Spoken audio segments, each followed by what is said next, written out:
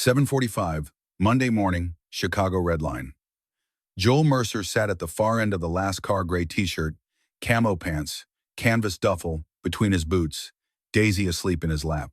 7 years old, pink sweatshirt, one sock half off. The car was loud. Then the doors opened at grand, and the noise stopped. A woman stepped in. Cream bodycon dress, gold hair, two polished titanium crutches, a mechanical leg brace and jointed metal around her right knee. Red-soled shoes clicked against the steel floor. Nobody moved. Nobody offered a seat. She walked to the empty space beside Joel and pointed. "Is this seat taken?" Daisy's eyes opened.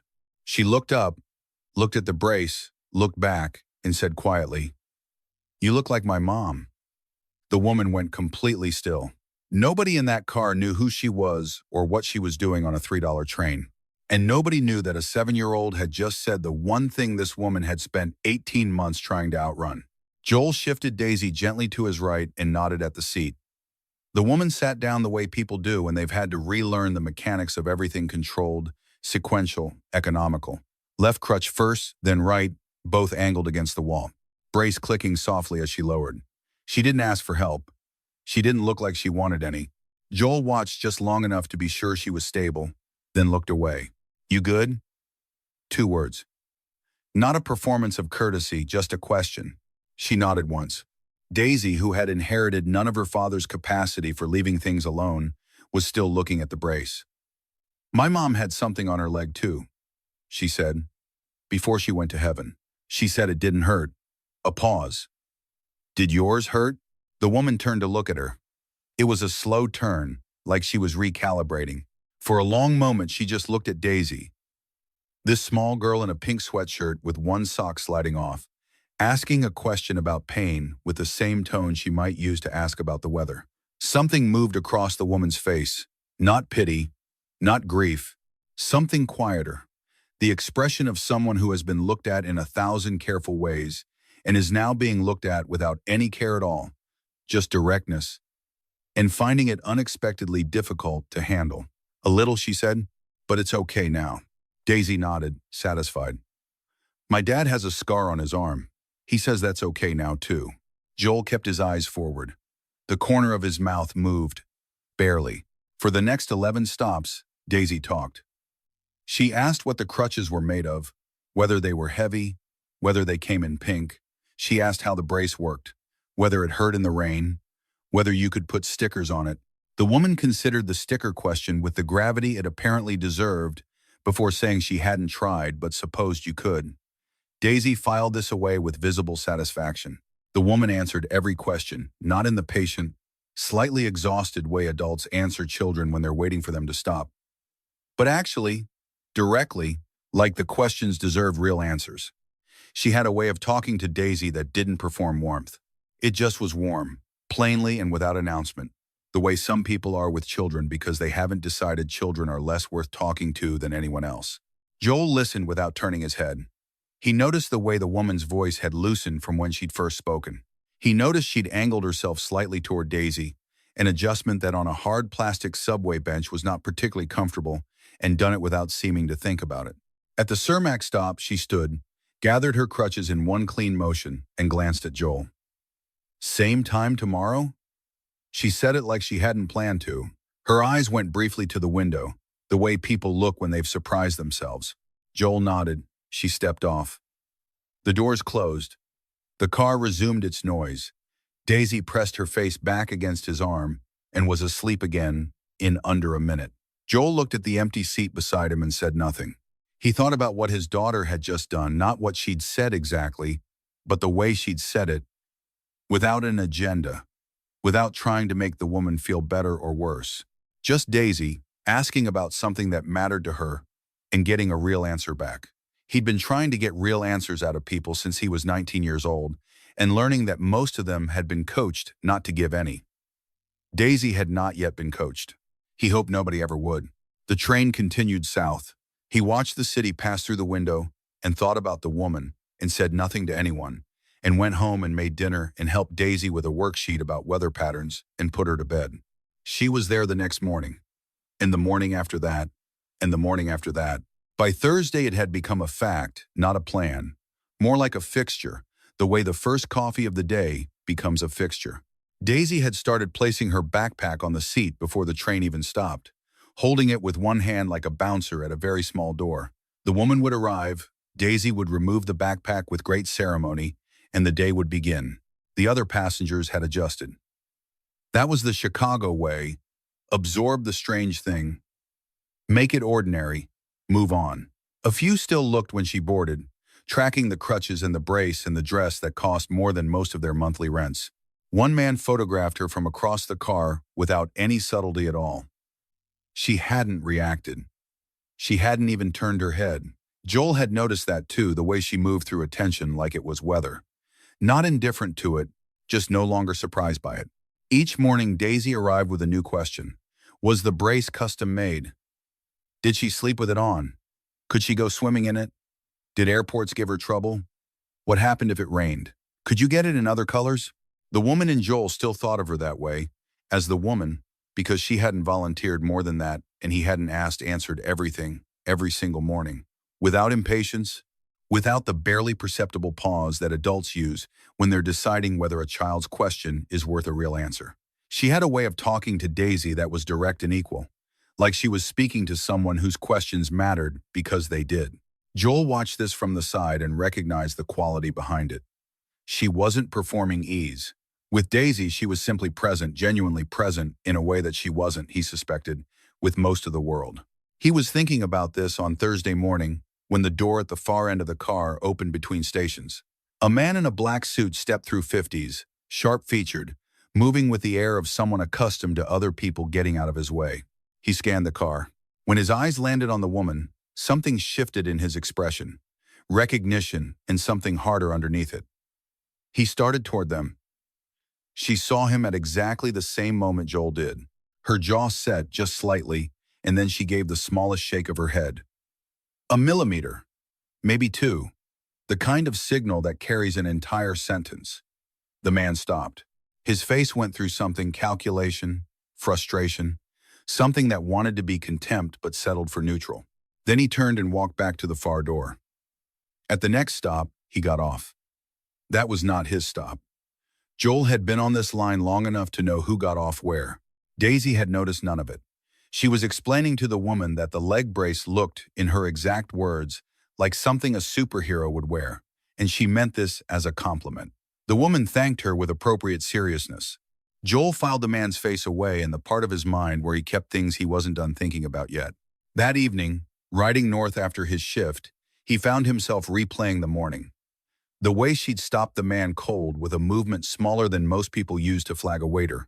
There was an operational economy to how she moved through the world, a precision he recognized the way you recognize a dialect. You've heard it before. You know what it signals. You know it doesn't come from nowhere. It had been 2 years since Joel had felt genuinely curious about another person. Not interested, curious. The kind of curiosity that keeps going after the obvious questions have been answered and starts asking the ones underneath.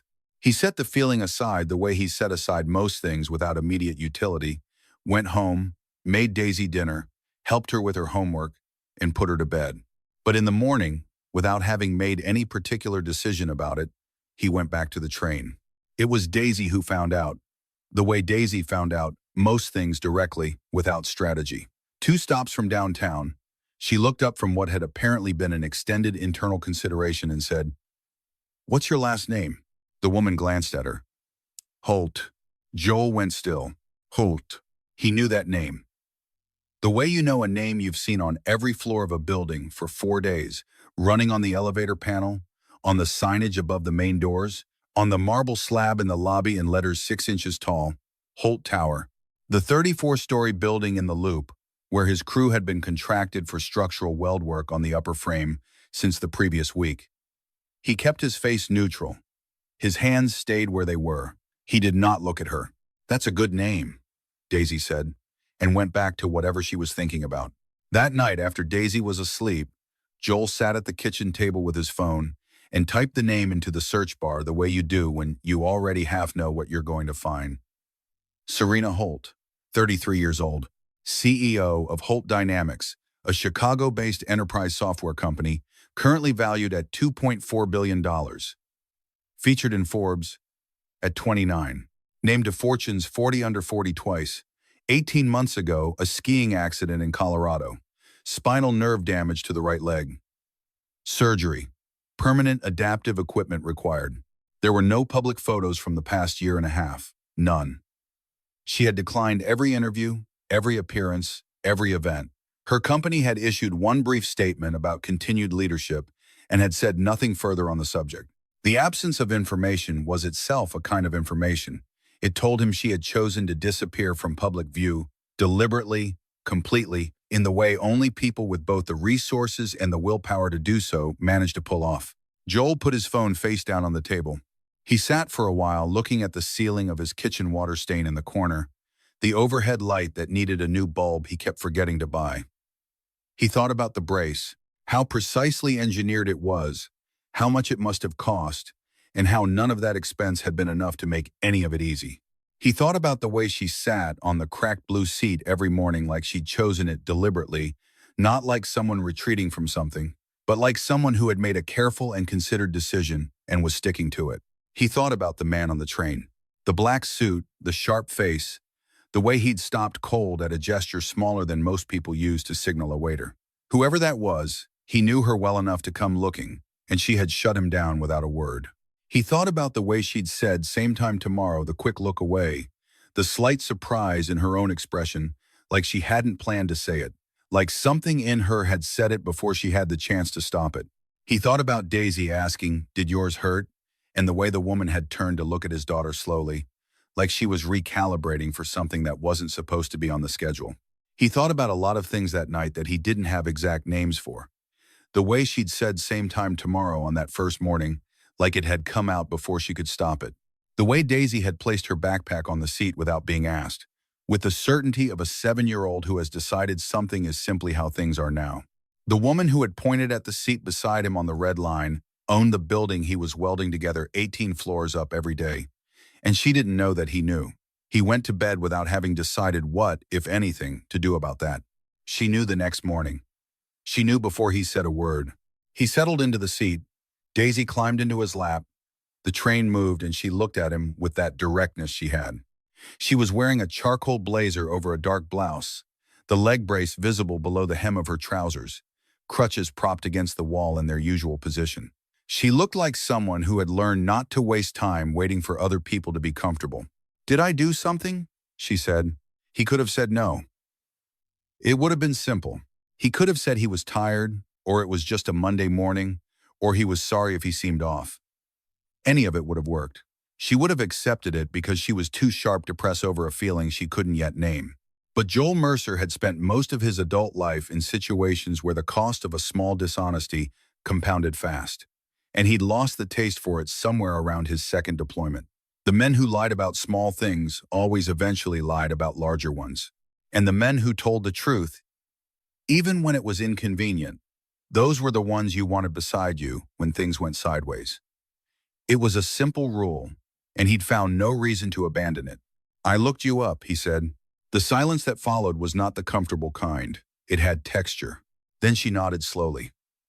Her eyes moved to the window, and when they came back, they were different, more guarded. The same way a door that had been open an inch closes again without drama, just a quiet click. "Now you'll treat me differently." Not a question. A statement delivered with the flatness of something said so many times it had stopped costing anything. A fact she'd learned about people. A pattern she'd logged across so many interactions it had become less a disappointment and more a data point. People found out who she was and recalibrated, became careful, or deferential, or subtly competitive. They stopped talking to her the way they talked to anyone and started talking to her the way you talk to a category. They asked questions they'd never have asked before, or stopped asking questions entirely. They smiled more. They disagreed less. They watched her the way people watch something they're trying to assess. After 18 months of it, she had stopped expecting anything else from anyone who found out. She had adjusted to it the way you adjust to a chronic ache, not without noticing it, but without expecting it to stop. Joel looked at her steadily. "I didn't know who you were when I moved my bag." "I'm not moving it back." She held his gaze. Something in her face shifted, not dramatically, not the way it happens in movies. Just a small release, like a breath she'd been holding without knowing it. The guarded look loosened, the way a fist loosens when the threat turns out to be smaller than expected. Not gone, just less necessary. Then Daisy, who had been sitting very still and watching this exchange with the focused attention of someone who understood something important was happening, even if she couldn't have explained exactly what, reached into her jacket pocket, produced half a blueberry muffin wrapped in a paper towel, and pressed it into Serena's hand. "No raisins," Daisy said. "You're welcome." Serena looked at the muffin. She looked at Daisy, and she laughed, a real one, short and unguarded, the kind that comes out before you can manage it. Joel hadn't heard her laugh before. It changed her face entirely, knocked years off it, made her look like someone who had once laughed easily and was only now remembering how it felt. He looked out the window so she wouldn't see him smile. The next morning, he asked her one question. He'd been thinking about how to phrase it, and in the end, the direct approach was the only one that didn't feel like maneuvering. "Why the train?" he said. "You could have a car and a driver every morning." She was quiet for a moment. The city moved past the windows, brick buildings, the elevated track, a parking structure with a faded mural half washed by winter. "Because here," she said, "nobody's deciding if I'm still fit to lead." She said it to the window, not to him. But she said it. After the accident, the language had shifted. Subtle at first, carefully worded emails, a meeting restructured without her input, a board call where someone had used the phrase transition period with no specification of what it was transitioning toward. Then less subtle. Richard Crane, her vice president of 15 years, had begun working the room. His argument was clean and business-minded and absolutely ruthless. A CEO with visible physical limitations projects instability to investors. The market reads bodies. The board had to think about optics. She had kept showing up. She had taken calls from the hospital room, signed off on the quarterly report from a rehabilitation center in Boulder, and had never once told anyone how many mornings she'd sat in that facility's parking garage and given herself 10 minutes to feel how hard it was before going inside. She hadn't told anyone because the moment she did, it would become part of the record evidence, in the language Crane was building, that she was struggling. And struggling, in that world, was not something you did where anyone could see. She had kept her face composed through every video call. She had kept her voice level through every board meeting. She had answered every question about her health with the same 2 sentences: recovering well, fully operational, and declined to elaborate. She had learned to carry the weight of it without letting it show.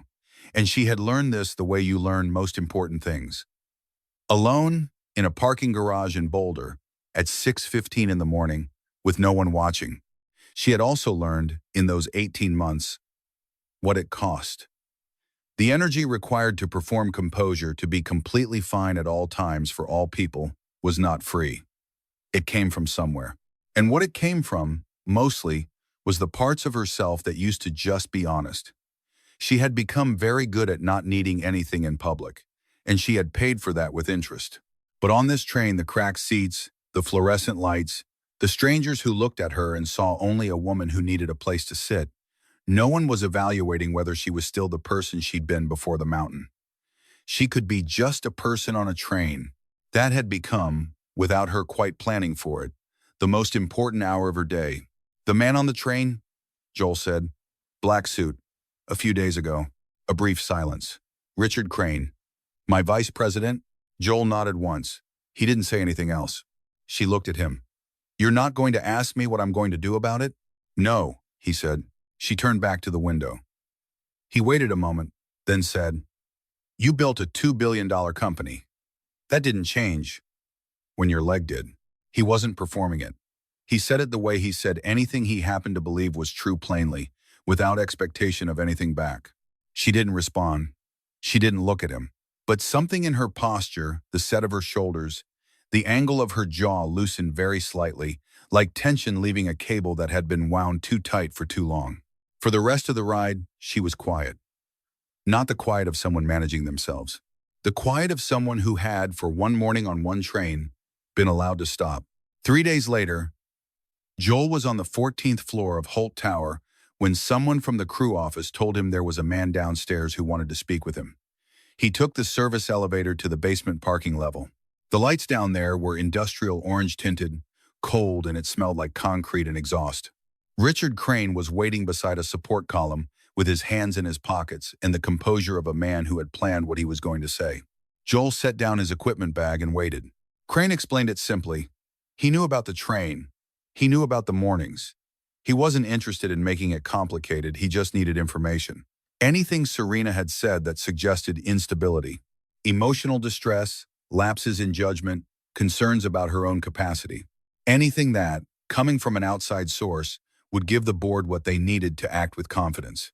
In return, the welding contractor Joel worked for would receive a long-term maintenance agreement with Holt Properties. Multi-year, substantial. He said all of this the way you present a business arrangement evenly, without apology, as if the thing being transacted was ordinary, and the only question was whether Joel was smart enough to see the value. Joel looked at him for a moment. He looked at the support column behind Crane, the orange-tinted light, the oil stain on the concrete floor. He thought about the basement parking garage in Boulder she'd mentioned, the 10 minutes she gave herself every morning before going inside. He thought about what it would mean for her to know that Crane had followed her to the train, had tracked down the man she talked to, had stood in this exact basement and offered cash for a piece of her. "Does she know you're doing this?" he said. Crane smiled, not warmly. "She doesn't need to." Joel picked up his equipment bag. "I think we're done here." He walked to the stairwell and went back up without looking back. In the stairwell, with the sound of his own footsteps and the distant clang of metalwork above him, he felt the specific disgust of a man who has been assessed as purchasable and found the assessment insulting. He had been offered things before. Not quite like this, but close enough. There was always someone who looked at a man in work clothes and decided he must have a number. Crane had looked at him and seen a transaction waiting to happen. That was its own kind of information about Richard Crane. He did not tell Serena. He went back and forth on this, turned it over at night, staring at the ceiling, and again in the morning over bad coffee. His reasoning: the train was the one place she'd said she felt unwatched. If he told her that Crane had found her there too, that even that had been penetrated, what was left? She told him about the parking garage in Boulder, the 10 minutes she gave herself before going inside. The train was the Chicago version of that. If he took it from her by telling her it was compromised, he wasn't sure she had anything else. He told himself he was protecting her. He told himself she had enough to carry. He told himself that Crane's play, exposed, would collapse under its own weight through normal corporate mechanisms, and his job was to weld the frame of the building and go home to his daughter. He was aware, in the part of himself that had been trained to be honest about tactical errors, that none of these were very good reasons. The honest version was simpler. He didn't know what to do, and so he did nothing, and called it judgment when it was probably just avoidance. He told himself he would figure out what to do with what he knew. He told himself this right up until the Monday morning she wasn't there. The seat beside him was empty. He waited through the ride without looking at it directly. It was like a gap in a sentence, felt more than seen. The car was the same as always, same people in the same rough positions, the same sounds, the same light. But the specific absence had its own weight. Daisy had placed her backpack on the seat out of habit, then looked at it, then quietly moved it to her own lap without a word. She was 7, not oblivious. He sent Daisy to school on the bus the next morning and took the train alone. Sat in the same seat, left the space beside him empty. Watched the grand doors open and close without her. Tuesday, he did the same thing. Wednesday, he left the space unoccupied each day out of habit or hope, some combination he didn't examine too closely, and watched the city pass outside in the way you watch things when you're waiting for something. Your %, not yet willing to name. He thought about what he should have done differently. He thought about the basement parking level and Crane's careful voice and the oil stain on the concrete and how none of it had seemed urgent enough to act on immediately. He had filed it under things to handle and then handled nothing. That was a familiar kind of failure, the one that didn't look like failure until it was too late to be anything else. He'd seen it in the field, the report that didn't get filed, the equipment check that got skipped because nothing had gone wrong yet, and the day was long. You learned the lesson, or you didn't. He was learning it now, sitting in a subway seat with an empty space beside him and 4 days of the wrong decision behind him. Daisy asked about her on Wednesday evening. While eating dinner. Just once. Directly. Is she okay? I don't know, Joel said, because it was true. Daisy nodded and went back to her food. She was her father's daughter in certain ways. He thought about calling the company's main number and dismissed it immediately. He thought about showing up at the building in his work gear and asking for her at the service entrance and understood that would accomplish nothing. He had information that mattered and no clean way to deliver it, and the longer he waited, the less clean it got. On Thursday morning, the radio at the job site set it between weather and traffic. Holt Dynamics Board to convene emergency session. Proposed leadership vote. Richard Crane, named as likely successor. Joel set down his welding torch. He pulled off his gloves and dropped them on the grating. He left his jacket on the scaffolding. He took the service elevator down 18 floors, walked through the building's lower corridor, past the mechanical room and the freight dock, out through the maintenance exit, around the block, and in through the main lobby entrance. The lobby of Holt Tower was pale granite and glass, 40 feet high, the name in bronze letters across the far wall. In the mornings, Joel came through the service entrance and barely glanced at those letters. Now he was standing in the middle of the lobby in a gray t-shirt with dust on his forearms, and several people were looking at him with the mild alarm of a space accustomed to a specific category of visitor. He walked to the reception desk without slowing down. I need to see Serena Holt. Do you have an appointment? Tell her the guy who moved his bag wants to talk. The receptionist held his gaze for a moment, then picked up her phone. She spoke quietly. She waited. She looked at Joel once, then looked back at her screen. 3 minutes later, the elevator opened.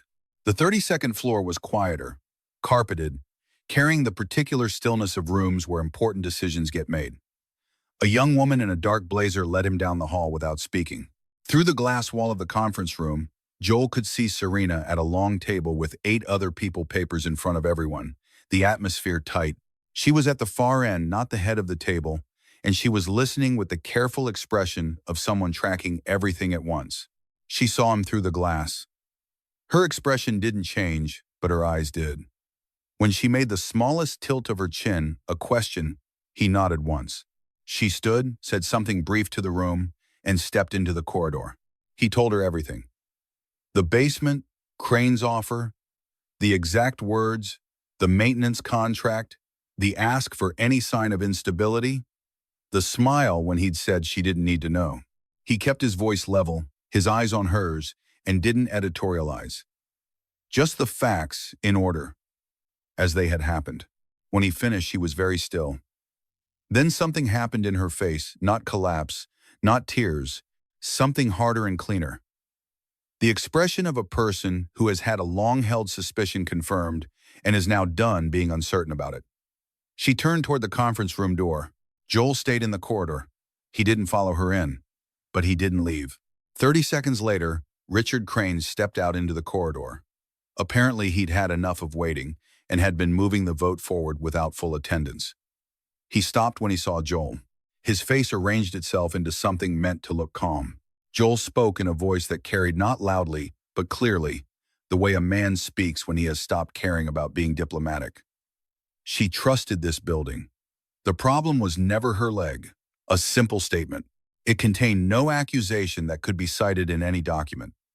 But the conference room door was still open, and the 8 people inside heard every word. 3 of them stood up. One asked Crane directly what had taken place in the basement parking structure the previous Tuesday afternoon. Crane's carefully arranged expression began to come apart at the edges. He started to ask how anyone could know and stopped, because the answer to that question was standing 4 feet away from him in a work shirt with welding marks on the cuffs. From the head of the table, a seat that had looked empty because the woman sitting there was small and kept very still. Eleanor Voss rose to her feet. She was 68 years old, co-founder of Holt Dynamics, on the board since its first day. She had not raised her voice in a board meeting in over a decade, because she had found she rarely needed to. She stood slowly and looked at Richard Crane with an expression of profound, long-restrained clarity. I have been waiting 6 months for someone to say that, she said. She cast her vote. 2 members followed within the minute. A fourth, who had been undecided all morning, looked at Crane's face and made her decision. The meeting ended 20 minutes later. Crane left the floor without speaking to anyone. No one in the room watched him go. Joel was still in the corridor when Serena came back through the door. She stopped a few feet from him, carrying herself differently now. Not looser exactly, but more level, like something slightly off-center had been corrected. She looked at him for a long moment. This man, in a work shirt, who had ridden the service elevator down, walked around the block, said 4 words to a receptionist, and then stood in a hallway and said exactly the right thing in exactly the right voice. "You should have told me about the basement," she said. "Yeah," he said. "I know. Don't do that again." "No," he said. She nodded once. He nodded back. That was the whole of it, argument and resolution in 10 seconds. Without performance, the way two people settle things when neither has any interest in prolonging what's already been said. He took the service elevator back down, picked up his gloves from the grating, put his jacket on, and went back to work. The weld seams on the 18th floor were still waiting. The city did not stop for any of it. 2 weeks passed. On a Monday morning at 7:45, Joel and Daisy came down the platform stairs at Grand and stepped onto the Red Line. Serena was already there. Same seat, crutches angled against the wall, coffee balanced on her knee, cream dress, gold hair catching the fluorescent light the same way it had the first morning. She was looking out the window at the platform. She didn't turn when they boarded. But when Daisy made a beeline for the seat beside her and dropped her backpack on it with a decisive thump, the corner of Serena's mouth moved. Joel sat down. He shifted his bag to the far side. He didn't say anything, and neither did she. Daisy produced a muffin from her jacket pocket and set it on Serena's knee with great deliberateness. "Blueberry," she said. "Still no raisins." Serena looked at it. "Thank you, Daisy." "You're welcome." Daisy settled back against Joel's arm. "You were gone. I know. Dad sat in your spot one day." Joel said nothing. "He said he was just sitting there," Daisy continued, with the prosecutorial precision of a 7-year-old, but I could tell. Serena glanced at him. He found the ceiling of the car suddenly very interesting. The train moved. The city passed outside the windows, elevated tracks, rooftops, the February sky coming up pale over the lake. The fluorescent lights of the car made everything look a little more real than it was, the way fluorescent lights always do. Serena's cashmere coat probably cost more than Joel's entire tool collection. The seat under her was the same cracked blue plastic as every other seat on the line. Neither of these things seemed remarkable anymore to anyone in the car. The human eye adjusts to what it sees every day. What this car saw every day now was a man in work clothes and a small girl in pink and a woman in a cream dress with titanium crutches. And it had decided this was simply what the morning looked like. Outside, Chicago moved past in layers. Brick 3 flats, water towers, old painted signs for businesses closed before any of them were born.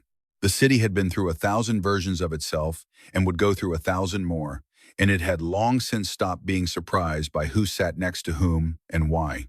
At the third stop, Daisy looked up.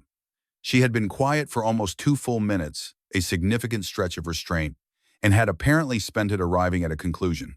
"Are you coming to my school play?" she said. She was looking at Serena. "It's in 3 weeks. It's about spring, even though it's not spring yet." A pause. Dad always sits alone. Joel became very focused on the middle distance. Serena turned to look at him. He felt it before he saw it, the way you feel when someone's full attention lands on you. He turned his head.